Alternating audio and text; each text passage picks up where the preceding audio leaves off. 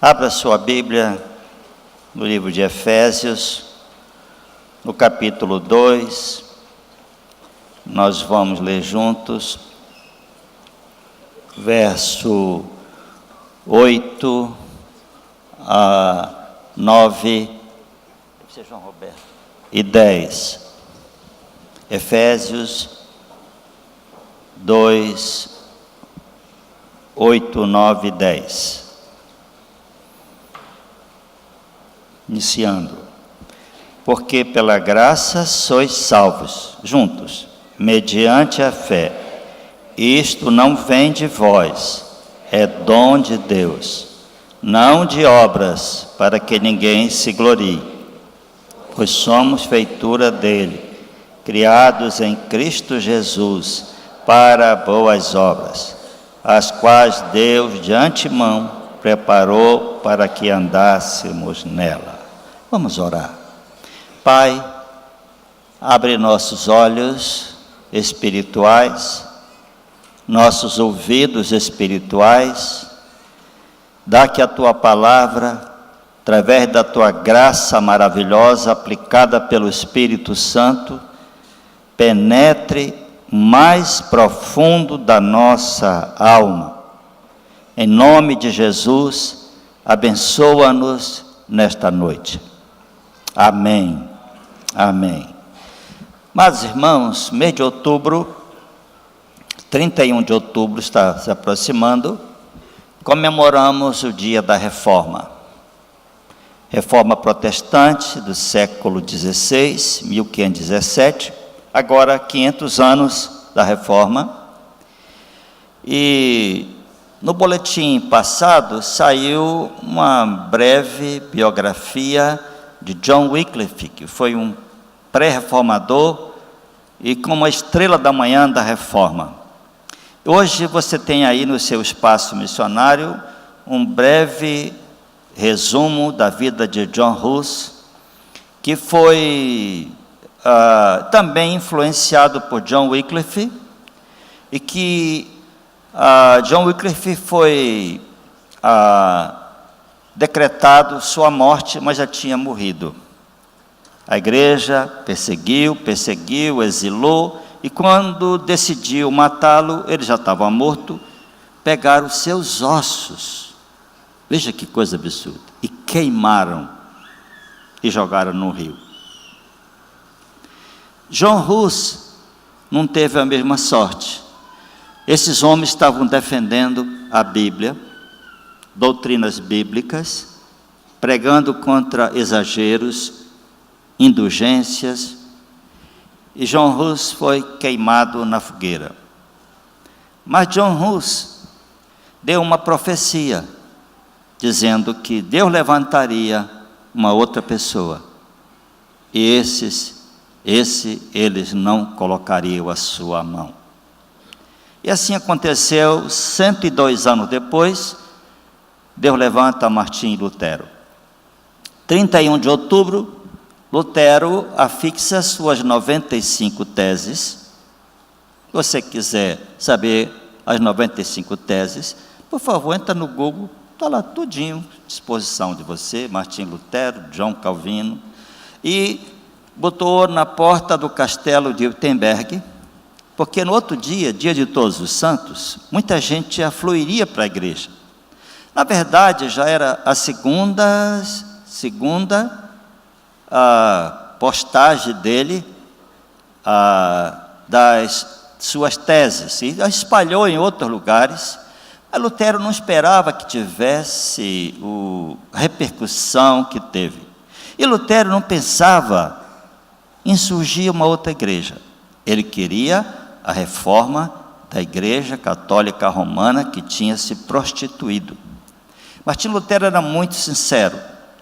Ele entrou no sacerdócio por causa de dois motivos. Primeiro, porque ele queria herdar a salvação.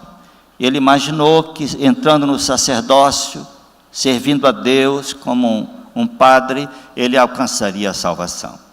Mas segundo motivo, porque um certo dia, numa tempestade, ele estava com um amigo, e um raio matou esse amigo. Você pode pegar no YouTube, está lá, Martim Lutero inicia o filme com esse relato. Aí ele se joga no chão e pede a Deus misericórdia, que se Deus o poupasse, não o matasse através de aquele raio, a coisa estava feia, ele entraria no seminário para ser um sacerdote. Esse é um pequeno resumo. Esse monge alemão pensou em mudar as coisas na igreja. Por exemplo, Martim Lutero foi enviado a Roma. Ele ficou tão feliz de ir a Roma, como qualquer padre ficaria na sua época, e ele foi então da Alemanha a Roma. Mas quando chegou em Roma, ele teve a pior das impressões. Ele viu a venda das indulgências de um modo descarado. Ele ficou olhando para aquilo, muito revoltado. Ele viu os padres nos bordéis, nos prostíbulos. E ele disse: mas essa é a igreja aqui em Roma? Aquilo foi uma decepção que o bateu nele, voltou muito frustrado. E Martim Lutero era professor de Romanos e Salmos. Segundo o Roberto Brasileiro falou aqui, no dia 7 de outubro, ele sabia todos os salmos de cor. Então, tinha que ser uma cabeça muito privilegiada. Bem que alemão tem uma cabeça maior, e é um fato, tem mais cérebro, isso é um fato. Geralmente acontece assim na ciência: os alemães criam, os americanos organizam e nós traduzimos. Muitos dos livros que têm influenciado o mundo são de alemães, e nomes dessa corrida do espaço, Wernher von Braun, e você vai encontrar Einstein e tanta gente aí que são alemães. Eles têm um cérebro um pouco maior. Infelizmente, muitos alemães se tornaram liberais, com conceitos muito liberais sobre a Bíblia, a salvação, sobre os milagres de Jesus, e eles deram um grande prejuízo à igreja, porque muitos dos teólogos não eram cristãos, não eram crentes nascidos de novo. Muito bem, domingo passado, 2 domingos, falamos sola Escritura. Hoje é sola gratia, que é só a graça de Deus. Tem 2 ramos, grandes ramos em religiões no mundo. Os que afirmam que para agradar a Deus, obter a salvação, você tem que praticar caridade. Por exemplo, o Espiritismo, na sua máxima, é assim: sem caridade não há salvação. Então, muitos estão ensinando isso, que a salvação pelas obras. Era também assim na Inglaterra do século XVIII, com John Wesley. John Wesley se converteu e pregou contra isso, e fez uma multidão de discípulos, porque a igreja anglicana pregava isso. O catolicismo ensina: fora da igreja não há salvação, e ensinam a salvação pelas obras. As religiões orientais, e muitas religiões, toda religião tem coisa boa: honrar os pais, ajudar os pobres, dar esmolas, ter um bom comportamento, não ser egoísta, tem sempre muita coisa boa. Mas nós evangélicos ficamos com a Bíblia, e o que a Bíblia nos diz claramente é que a salvação é pela graça. Por isso, só a graça de Deus.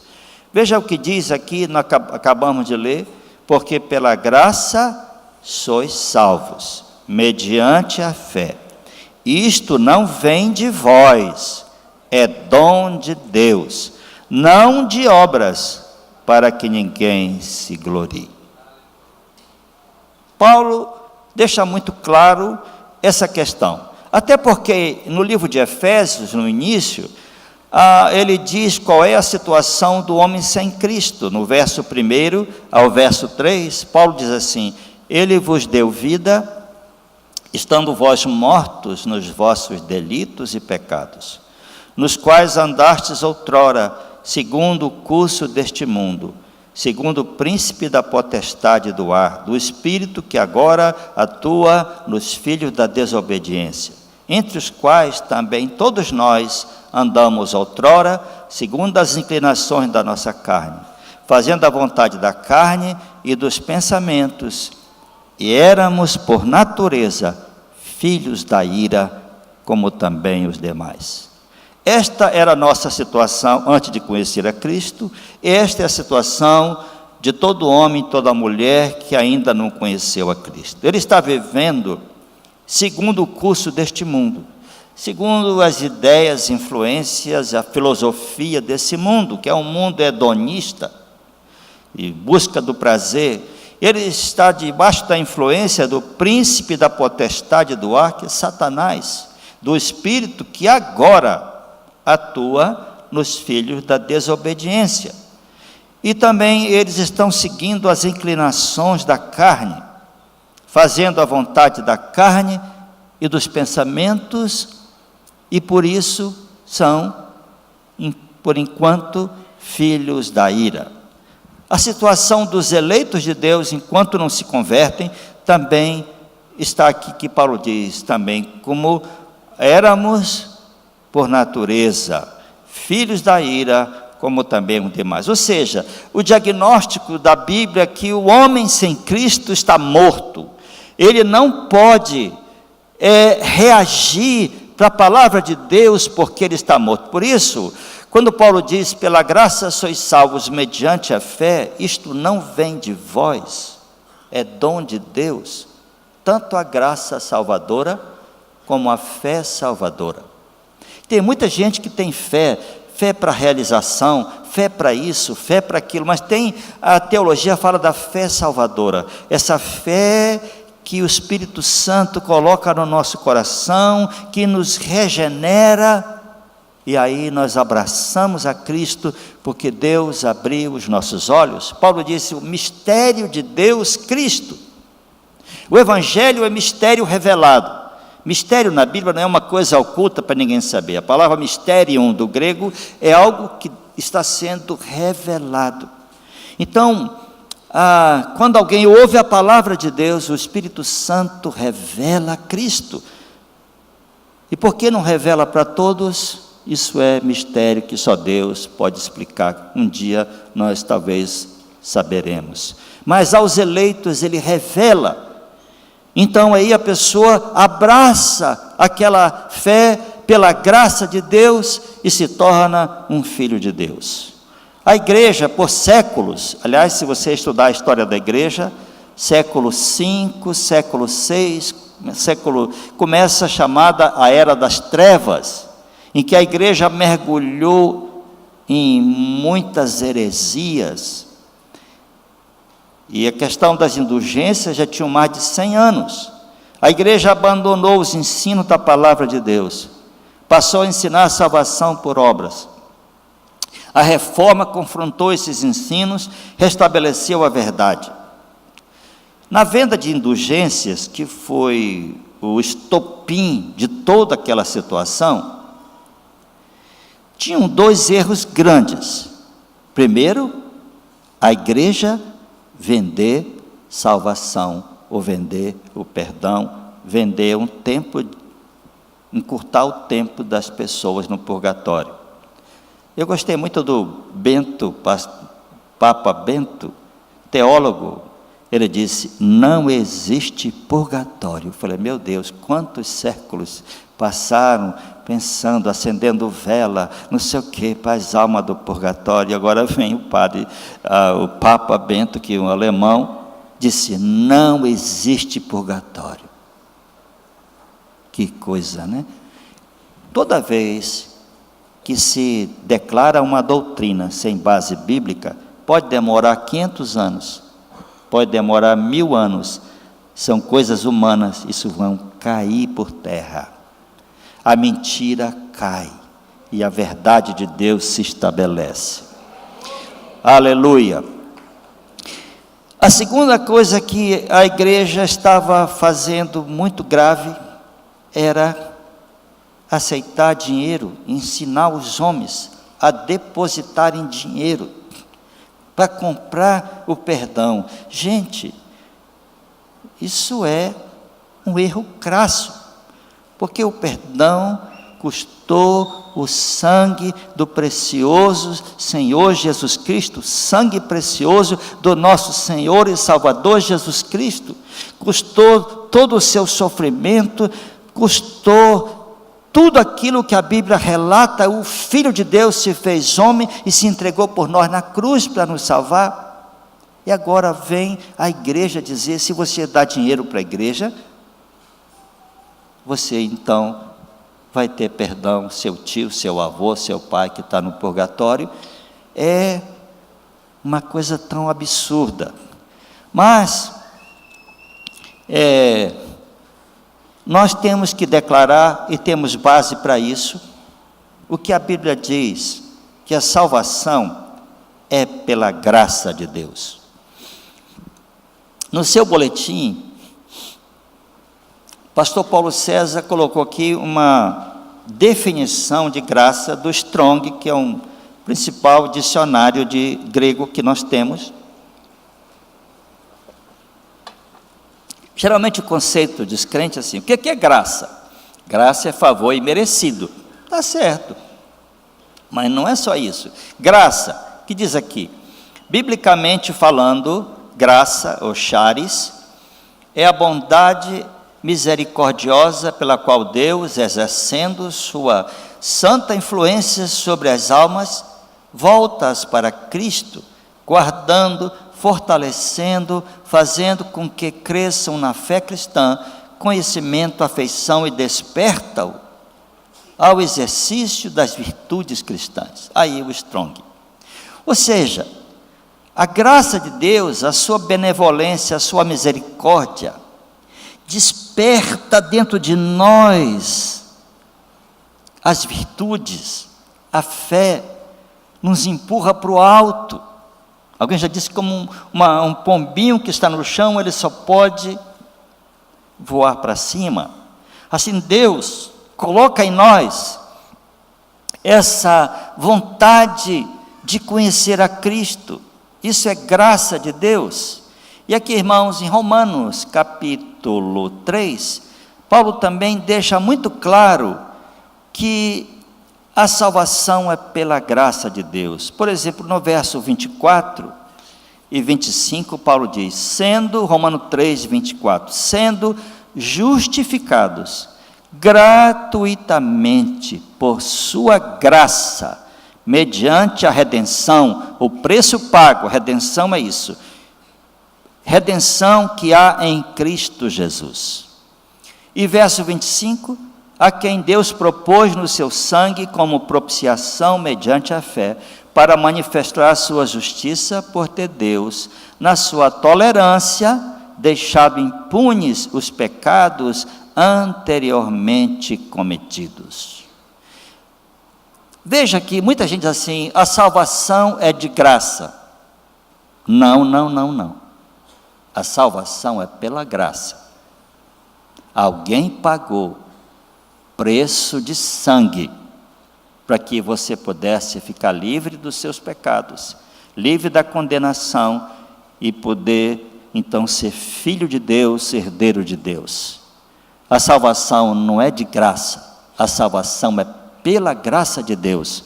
Ela custou o preço mais alto do universo, que foi, Pedro diz, não foi prata nem ouro, mas foi o sangue precioso do nosso Senhor e Salvador Jesus Cristo. Isso faz com que eu e você nos sintamos pessoas de grande valor, porque foi pago por nós o maior valor que podia ser pago. O próprio Filho de Deus se fez homem e se entregou por nós. Mas também a salvação, a graça, ela opera na santificação nas nossas vidas, não só na salvação, não só na justificação, e também na santificação. A justificação é um ato de Deus. Tanto faz você ter um mês de convertido, ou alguns 30 anos de convertido, A justificação é um ato de Deus. Você é tão justificado quanto o irmão que tem 30 anos. Agora, a santificação, não. Isso é um processo. E aqui em Tito, então você tem Timóteo, Tito, abra por favor sua Bíblia, que eu quero trabalhar um pouquinho, Tito capítulo 2, de 11 até o verso 15. Paulo diz, então, escrevendo para Tito, porquanto a graça de Deus se manifestou salvadora a todos os homens, educando-nos para que, renegada a impiedade e as paixões mundanas, vivamos no presente século sensata, justa e piedosamente. Até aí por enquanto. Veja aqui palavra, porquanto a graça de Deus se manifestou salvadora a todos os homens. O que Cristo fez na cruz é suficiente para salvar toda a humanidade, mas ela se torna eficaz naqueles que Deus chama. Mas Paulo está dizendo, essa graça se tornou, essa graça manifestada, salvadora a todos os homens. Versículo 12, educando-nos para que, renegada a impiedade e as paixões mundanas, vivamos no presente século sensata, justa e piedosamente. O que é que a graça produz no coração daquele que crê? Essa graça que nos educa, irmãos, tudo que nós recebemos é pela graça de Deus. Essa palavra charis, quando chega Paulo escrevendo 1 Coríntios 11, os dons é charismata. A ideia é o seguinte, tudo que recebemos de Deus é por graça de Deus. Agora, quando diz que nos educa, essa palavra, a raiz dela é a palavra para pedagogia. Domingo passado, o pastor de Jade escreveu um boletim, está lá, sobre que a palavra de Deus é útil para o ensino, repreensão, correção, para a educação na justiça. Essa palavra é paideia.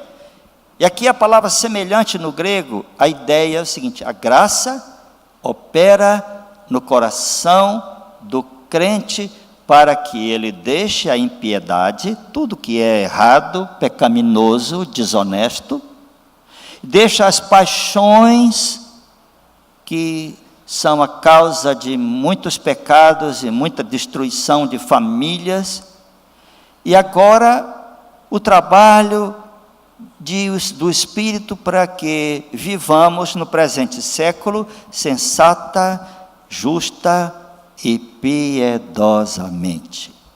A graça nos ensina, essa graça derramada nos educa. Preste atenção. Se a sua vida está mudando, saiba de uma coisa, Deus está operando na sua vida. Se os teus pensamentos estão melhores que no início do ano, ou no ano passado, o Espírito Santo está trabalhando no teu coração. Agora tem um detalhe, infelizmente, nós crentes, em vez de melhorar, podemos piorar, porque lá em Colossenses Paulo disse, fazei morrer a velha natureza que há em vós, prostituição, paixão lasciva, desejo maligno, que é a idolatria. Na santificação, eu tenho a responsabilidade de fazer morrer aquilo que é mal. Pelo poder de Deus, pela graça de Deus. Mas se eu alimento aquilo que é mal, essa graça, eu vou desprezando essa graça e vou me tornando culpado diante de Deus, porque estou escolhendo pornografia, estou escolhendo ler coisa ruim, ver coisa ruim. E o Espírito Santo, preste atenção, Deus não vai amar você mais do que ama você. Você obedecendo ou desobedecendo. Agora, você vai entristecer o Espírito Santo por escolhas erradas. Eu tenho aconselhado gente que está fazendo escolhas erradas, e o sofrimento é grande da família. Agora, essa graça nos educa, dia a dia, quando você lê a palavra de Deus, você ora, essa ideia da benevolência de Deus, da boa vontade de Deus, da misericórdia de Deus, opera na sua vida para a santificação. Eu fico imaginando assim uma ilustração. Quando você quer caminhar com Deus, deixar Deus transformar a sua vida, o Espírito Santo como que coloca cada manhã um pouco de óleo na sua cabeça. Isso é uma ilustração, só para você pensar numa coisa, mas assim, a ideia é, o Senhor está sob a sua influência. O Senhor está trabalhando no seu coração. Dr. John Stott diz assim: assim a graça nos disciplina a renunciar à nossa velha vida e a viver uma nova vida, a passar da impiedade para a piedade, do egoísmo para o autocontrole, dos caminhos desonestos a um tratamento justo com os demais. John Stott. Paulo disse, nós lemos hoje aqui a palavra, irmãos, a santificação é um processo de substituição. Ele diz: não saia da vossa boca nenhuma palavra torpe, palavrão. Crente chamando palavrão é uma aberração. Não saia da sua boca nenhuma palavra torpe, unicamente que for agradável, que tenha graça. O que roubava, não roube mais. Trabalhe com as próprias mãos para acudir ao necessitado. Então, a mudança que Deus quer fazer na nossa vida é uma mudança gradual, mas uma mudança profunda. Eu não me impressiono muito com a questão dos dons espirituais espetaculares de locução. Eu me impressiono de ver uma pessoa fiel muitos anos, fiel à sua esposa, um bom testemunho no seu trabalho, coerente, uma pessoa honesta, sabe? Essa pessoa está vivendo debaixo da graça de Deus. E nós temos que olhar para essa questão, essa substituição. Escute o que eu vou te dizer. Se alguma coisa está acontecendo de bom na sua vida, Tiago diz, toda dádiva, todo dom vem do Pai das luzes, em quem não há sombra nem variação. Deus está agindo na sua vida, mudando os teus pensamentos, mudando o teu coração, mudando o cerne do teu ser, para que você seja uma pessoa melhor. Um homem espírita, amigo de um pastor nosso aqui, disse: pastor, eu conheço você, você mora aqui, mas eu trabalho na prefeitura, e eu tenho visto lá os apóstolos e bispos e tudo, sabe? Que testemunho ruim dessa gente. Que coisa mais vergonhosa. Sabe, Deus não se impressiona com títulos. Deus se impressiona com gente que obedece, com gente de caráter. É isso que mais estamos precisando na sociedade que nós vivemos. Se você é um bom profissional, um bom empresário, um funcionário, é a graça de Deus operando no seu coração, para a glória de Deus. A primeira pergunta do breve catecismo é: qual é o fim principal do homem? É adorar a Deus e alegrar nele para sempre. E nossa primeira questão é adorar a Deus. Agora, irmãos, veja bem, na verdade, tudo é pela graça de Deus. Eu trouxe aqui breve catecismo, isso aqui era ensinado para as crianças, isso aqui produzido em Westminster, 370 anos atrás, e os conceitos teológicos que precisamos lembrar. Por exemplo, o que é justificação? Justificação é um ato da livre graça de Deus, no qual Ele perdoa todos os nossos pecados.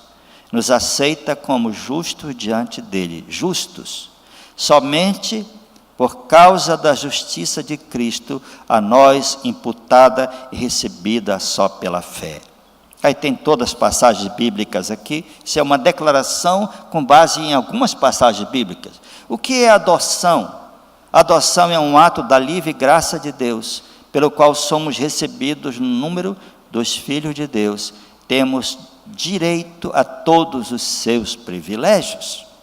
E o que é santificação? Santificação é obra da livre graça de Deus, pela qual somos renovados em todo o nosso ser, segundo a imagem de Deus, habilitados a morrer cada vez mais para o pecado e a viver para a retidão. Esse final é muito bom. Morrer para o pecado e viver para a retidão. A luta nossa não é fácil nesse mundo de trevas, mas o Espírito Santo tem poder para mudar a sua vida pela graça de Deus. Por exemplo, a graça de Deus na vida de Estevão em Atos 6, de lá que Estevão estava cheio da graça e do poder de Deus. Muitas vezes a graça está associada ao poder de Deus, e ele fazia sinais e prodígios. Se alguém faz alguma coisa, irmãos, orou por alguém que ficou curado, é graça de Deus, é charismata, ou carismata. O apóstolo Paulo, em 1 Coríntios 15, 10, ele diz assim: eu trabalhei mais do que todos, não eu, mas a graça de Deus comigo. Eu acho isso, irmãos, um testemunho de Paulo. Eu vou até ler esse trecho. Você abra, por favor, que eu só citei a metade do versículo. E 1 Coríntios 15, no verso 10, o apóstolo Paulo dá um testemunho. Primeiro ele diz assim: pela graça de Deus, eu sou o que sou. 10, mas pela graça de Deus, sou o que sou. E a sua graça que me foi concedida não se tornou vã. Antes, trabalhei muito mais do que todos eles. Todavia, não eu, mas a graça de Deus comigo. Pela graça de Deus, você é o que é. Muitas vezes, nós temos a tendência de viver num sistema de culpa, nos culpar por muitas coisas. Eu quero te dizer, meu irmão, viva pela graça de Deus. Viva sabendo que você pode errar. Não é que eu estou dizendo que você pode pecar. Você pode errar, tentar fazer muitas coisas. Se você está sendo bem sucedido no seu trabalho, no seu ministério, no seu grupo, é graça de Deus na sua vida. Em 1990, eu estava com sonhos para a igreja, era pastor auxiliar. Entrei numa sala da igreja, acho que é a sala 12. Eu tinha vindo do Supremo Concílio. Eu tive uma noite que eu não fui para a reunião, eu fiquei no hotel, lendo algumas coisas muito interessantes. E me veio no meu coração um plano para a igreja para 10 anos. E eu entrei naquela sala, e eu estava quebrantado. Eu disse: Deus, se o Senhor quer fazer uma grande obra na vida de um João ninguém, de alguém que não tem muito a oferecer, mas está disposto a servir, que quer ver muitas pessoas evangelizadas, muitas igrejas fundadas, Senhor, eu estou aqui, toma a minha vida. Eu nem seminário tenho, terminei meu curso universitário, quero colocar tudo nas tuas mãos, eu não tenho grandes conhecimentos, opera na minha vida. E eu posso dizer, irmãos, depois, 30 e tantos anos depois, a graça de Deus comigo. Você pode fazer isso na sua vida, não só para ministério, tantas coisas. Deus, você reconhecer humildemente quem você é. Paulo disse, pela graça de Deus, eu sou o que sou. Ele podia dizer, eu sou apóstolo de Cristo. Eu tenho revelação especial do Senhor na minha vida. Jesus apareceu para Paulo 6 vezes, está no livro de Atos. E Paulo disse, pela graça de Deus eu sou o que sou. E lá em Romano diz que você não pense de você além do que convém, mas não pense de você também depreciando você. Pensa assim, eu sou filho de Deus, eu tenho limitações, mas eu quero servir a Deus. Eu quero deixar um legado para meus filhos, um legado para a igreja, um legado de vida, de testemunho, e Deus vai tomar a sua vida e fazer da sua vida coisas preciosas. Agora, essa graça para realizar sinais, prodígios, a graça para o serviço, para o ministério, e também tem uma graça que poucos querem. Abra sua Bíblia em Filipenses, capítulo 1, versículo 29. O apóstolo Paulo diz assim, porque vos foi concedida a graça de padecerdes por Cristo, e não somente de crerdes nele. Já pensou que também é graça? Se você está sofrendo alguma coisa, quem sabe na sua família, seus amigos, pode ser na empresa, por causa da sua fé em Jesus, ele diz, ele vos concedeu a graça não só de crer nele, mas de padecer. Nós não estamos sofrendo nada hoje. Paulo está falando num tempo de perseguição, Pedro também fala sobre isso, mas também tem outra graça que às vezes nós não nos damos conta. A graça que está em 2 Coríntios, capítulo 8, no verso 3 e 4, Paulo diz assim, porque eles, testemunhando eu, na medida de suas posses, mesmo acima delas, se mostraram voluntários, pedindo com muitos rogos a graça de participarem da assistência aos santos. Paulo está dizendo, o povo da Macedônia, certamente aqui de Filipos, estão pedindo, rogando, que eles querem participar dessa assistência aos santos. Os crentes da Judéia estavam passando necessidade. Eles querem participar dessa graça. Veja que doar também é pela graça de Deus.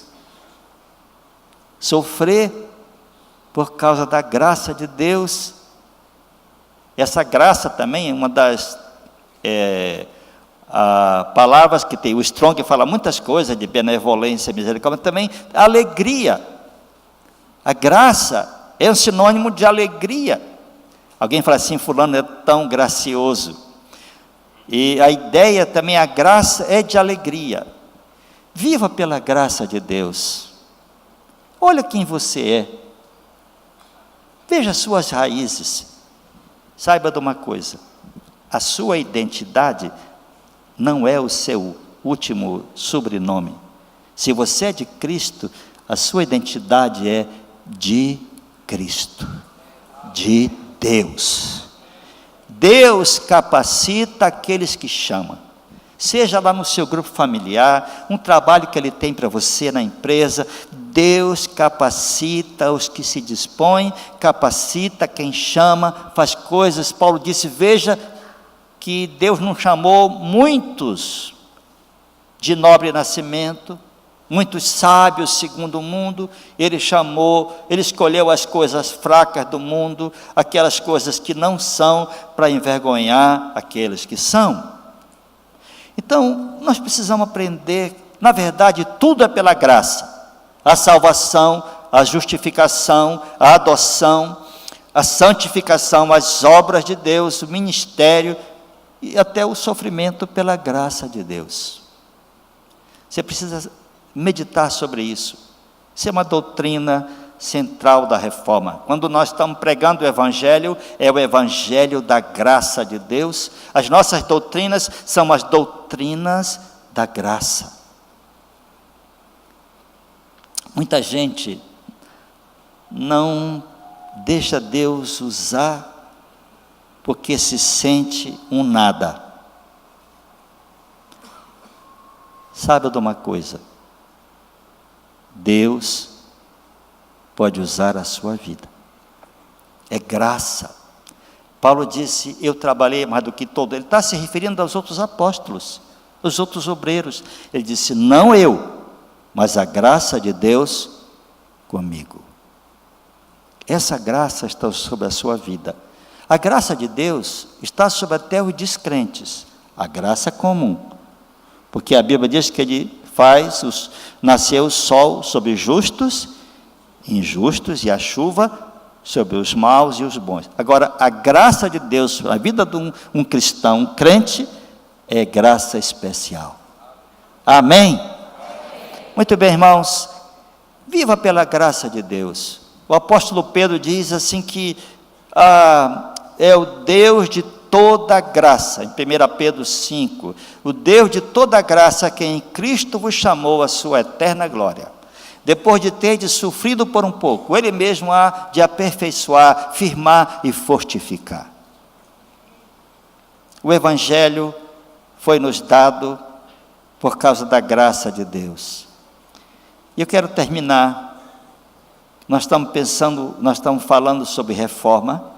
Deus, pela sua graça, tomou a vida de um adolescente, chamado John Calvin, ou Jean, na verdade era francês, era John mas era Jean, nome de João Calvino. João Calvino era um adolescente estudioso. Ele estudava até meia-noite, todos os dias. Quando ele estava na faculdade,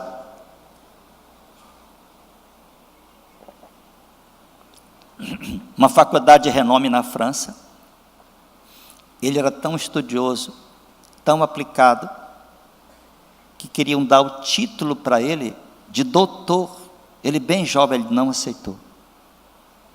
E ainda jovenzinho, ele começou a ensinar, como adolescente, e começaram a ficar admirados do conhecimento de João Calvino.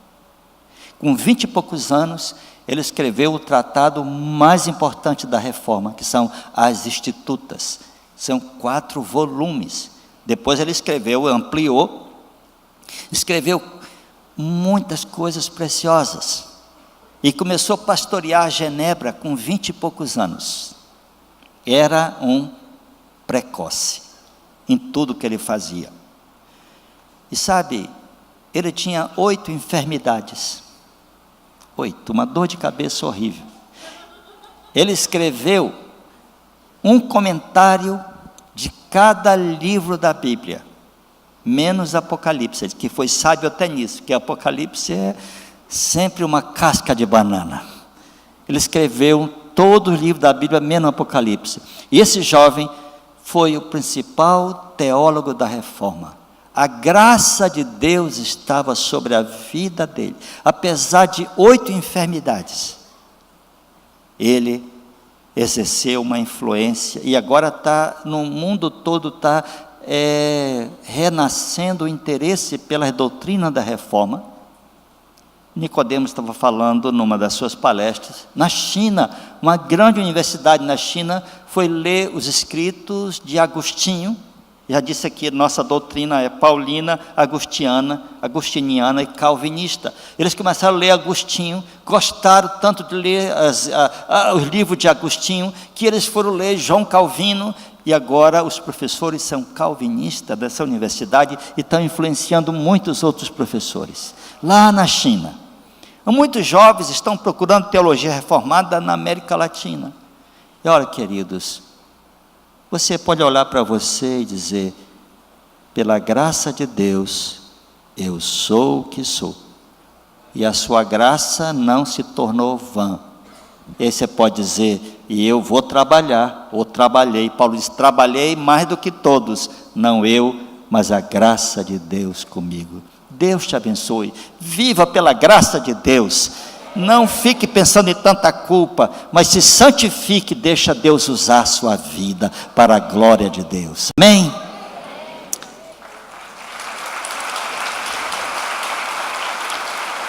Aleluia, glória a Deus. Vamos ficar em pé, vamos orar. Por favor, leia esse artigo que está aí no seu boletim e pesquise esses dias. Vamos orar, queridos. Senhor, muito obrigado por esta noite. A tua palavra é viva e eficaz, mais cortante do que espada de 2 gumes, e penetra o ponto de dividir alma e espírito, juntas e medulas. É apta para discernir os propósitos e os pensamentos do coração. Senhor, dá-nos amor à tua palavra e opera pela tua graça especial em nossas vidas. Olha aqueles que ainda não compreenderam o Evangelho, Senhor, estão aqui entre nós. Dá a eles a graça da compreensão para entenderem o mistério de Deus, Cristo, e ajuda-nos a viver cada dia como filho de Deus, pela graça de Deus, em nome do Senhor Jesus. A graça do Senhor Jesus, o amor de Deus, o nosso Pai, as consolações, as virtudes e o poder do Espírito Santo esteja sobre vós, irmãos, sobre a igreja do Senhor espalhada em toda a face da terra, agora e para sempre.